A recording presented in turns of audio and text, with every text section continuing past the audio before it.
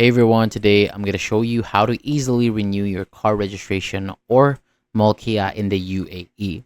So whether you are a first-time car owner or a seasoned driver, I'll walk you through the simple steps that you can get your registration done quickly and efficiently. So first, make sure you've paid any fines for things like speeding or parking violations. You can do this online. Next, renew your car insurance. It's always good it's always a good idea to compare quotes from different providers, but I stuck with mine after checking other options. So once your insurance is renewed, head to RTA website, start by agreeing to the terms and conditions, then enter your car's plate number, category, and registration details. You'll see your car and insurance info. Choose your preferred delivery method and provide your contact details.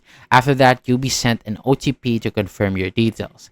Now, you'll see the fee breakdown: the renewal fee, delivery fee, and innovation fee. For my 2021 Chevrolet Captiva, it totaled 400 dirhams. Once you confirm everything, enter your payment details, pay, and you'll get a confirmation message. So that's it. You're all set. Your Mulkiya will be delivered to you within 3 days.